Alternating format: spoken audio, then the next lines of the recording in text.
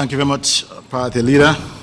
Good afternoon to our Belizeans, the members of the media. On behalf of the people, the Dangriga Town Council, I would first of all like to extend our warmest greetings and God's blessing to all Belizeans, specifically to our Dangriga at home and around the world. I just want to highlight that 1 year and 9 months ago, the Dangriga Belizeans exercised our constitutional right and voted our respective conscience as we voted for a PUP area representative, a PUP mayor, and councillors. We, as elected representatives, took an oath of office that established us as mayor of Dangriga and councillors of the Dangriga Town Councils, respectively.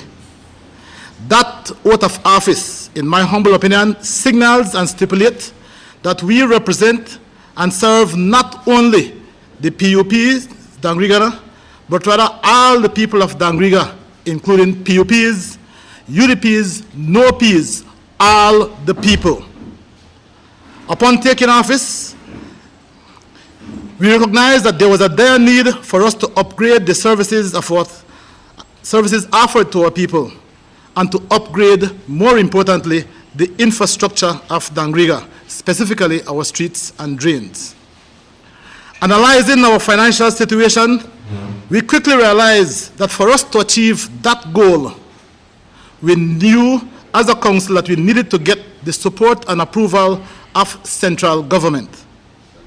As a result, the council did its due diligence by consulting various contractors and financial institutions with a view to get proposals and costings for the infrastructure work, and to confirm that we will be able to get the financing that we need to conduct those works. Having ascertained the need, the council wrote several letters to both the Ministry of Local Government and to the Ministry of Finance. It must be noted, though, that despite several calls and follow-up visits to those ministries, the council did not get any official response to acknowledge the receipt of that letter, nor to give an indication of approval or denial of our requests. The council also requested for financial support through the normal process so that we could have also paid the gratuities and severance of the employees who were or are now retired. Similar to the financial request for infrastructure work and upgrade, this too was initially not acknowledged nor responded to by any of the ministries. There were several other issues, including land and traffic issues, which the council, through the normal procedure, made several attempts to resolve. However, we were met with the same result, the same fate, not acknowledging, no response. Considering that the council was finding very challenges to advance these issues through the respective ministries, I wrote to and called the Prime Minister,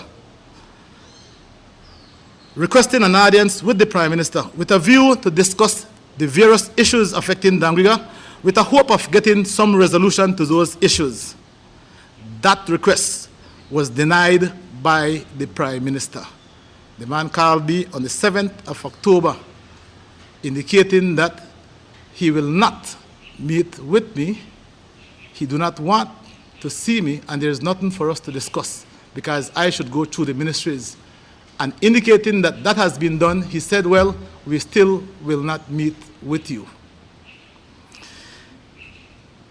You may recall, as the party leader mentioned, that there was a press briefing by the Prime Minister on the 27th of November, during which the Prime Minister outlined his gifts or the budget for the street works within the municipalities. Dangriga, at that time, or Stankic District, was allocated about $87,000. This, I reported through the media, was a pittance and not serving the interests of the people of Dangriga, nor Dangriga, but rather this is a move for political expediency. You may recall then that last year, Dangriga was impacted by Tropical Depression number 16. The assessed damage was over $175,000, specifically in Dangriga for the streets that were impacted. Earlier this year, Tropical Depression again impacted the infrastructure of Dangriga, again amounting to a little over $150,000. So essentially, the $87,000 would not even serve the purpose of what we are asking for. On Thursday, 28th, shortly after the conference and after the morning that I called the media and said that the minimum amount of finance that we believe that we would need to have any sort of impact would be $500,000. The Prime Minister called that same Thursday evening about 4 o'clock, spoke to me and said that Dangriga will be allocated $500,000 for street works. However, though, there are conditions to this $500,000. One of the conditions that the Prime Minister stated to me in the phone conversation, that he, as the Prime Minister, will select the contractor. The contractor, he said, would be Cisco Construction. And he also claimed that Cisco Construction has done some work in Belize City where employment for several people was affected. So, as a result, the same will be done in Dangriga.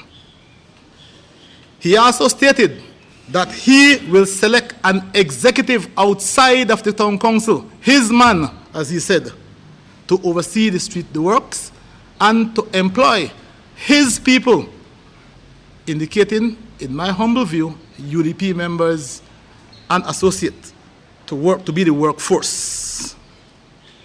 This executive, he said, would be his man, Papa Mena. The workforce, as I indicated earlier, will be his people because, as he said, it is his money, his government's money. And he also stated that the priority of selecting the streets and how the work will be conducted will be the privilege that is given to the mayor and the council. In my humble opinion, all this is an insult to the people of Dangriga, and it also working outside of the Constitution and also the oath that we take. Our oath as elected representative was to serve and is to serve all the people. On behalf of the people of Dangriga, we welcomed the lion's share that we are receiving because Dangriga needed and needs the upgrade, and it will also benefit from jobs and employment that are so needed. And as we all know, there is not an industry in Dangriga at this time. However, I must say that I'm very saddened by the Prime Minister's selfish action because as elected representative, as we had mentioned, the right thing to do is to serve all the people. The $500,000 will be used to upgrade 3/4 miles of street. As indicated when I consulted Mr. Woods, he said that the $500,000 will be able to upgrade or concrete 3/4 miles of street. In so doing, the town council selected 3 streets. One is the San Jose Road, which is, if you know the municipal airstrip in Dangriga, it is the approach from the municipal airstrip to Pelican, which certainly will offer a welcoming view to visitors and residents of Dangriga. We also selected Church Street, which is a main artery that links the administrative and commercial area of Dangriga from the main to the ecumenical Stanley Drive and the Ecumenical Drive. And we also selected Isla Street from the junction of the George Price Drive going south in Lakeland City. This upgrade is phase 1 of what we consider will be 3 phases of infrastructure work in Dangriga. So phase 1 will be the 500,000 that, in collaboration with the government of Belize, through the money that has been offered, given to Dangriga, which is the people's money, the taxpayers' money. So we utilize that money to pave to concrete the 3 streets as outlined. Phase 2 of the infrastructure work will be 1.2 miles of street, and that money will be coming through the Belize Municipal Development Project, the 1.5 which has been allocated to Dangriga.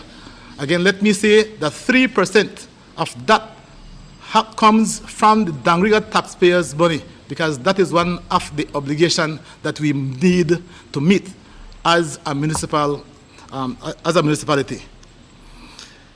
And we'll pave the Gatsby Ramos Street and the Trucking Boulevard. And the third phase of the street work will come from finances within the town council, which we will upgrade the main arteries, the Havana Street, the Commerce Street, and St. Vincent, along with the Stanley and Ecumenical Drive. That will be the 3 phases of street work that will be taking place in Dangriga. I also believe I need to outline that 95 days ago, the Dangriga Market project was terminated 95 days ago. An assessment has been completed according to SIF. That assessment on the ground has indicated that to complete the market, you may note that SIF had outlined that there was $750,000 remaining in the project when it was terminated the 6th of September. Based on the last meeting, from the last meeting that we attend with the project steering committee in Belopan, SIF outlined that to complete the project, it will now cost $1 million. $1 million. So essentially, it has gone up. So the question was, where is the other $250,000 coming from? The suggestion was that that money will be taken out of the phase 2 money which is allocated, which is the 1.5 million which is allocated. I said that that is not fair to Dangriga. And I also ask, because we have to meet the 3%, if Dangriga will pay any 3% of that $250,000. And I indicated at that meeting that that project was not terminated as a result of any negligence or Dangriga not meeting its obligation as stipulated by the operation manual. And I said that we will not meet that 3%. So essentially, the market project, which should have been completed within an year, will now take over 2 years to be completed. Our people continue to be inconvenienced. The vendors continue to lose a minimum of 25% of their earned revenue. So essentially, the people of Dangriga are being punished for exercising their constitutional right to vote a municipal government that is contrary to the party of the Prime Minister. Today, we see widespread arrogance, cynicism. With governance and functioning institutions in our country, corruption has become a major challenge. The precious resources of our nations are being wasted. Corruption is sapping the dynamism of our society. We need to correct this regression. The people of Dangriga need not to be punished for exercising their right. And essentially, we are witnessing leadership without compassion, leadership without a heart, a leader who do not serve as the keeper of his oath, a leader whose pledge cannot be relied on, a leader who discriminates against those whose ideals differ from his. we are witnessing a leader who spent too much time and effort focusing on the next election and not on the next generation.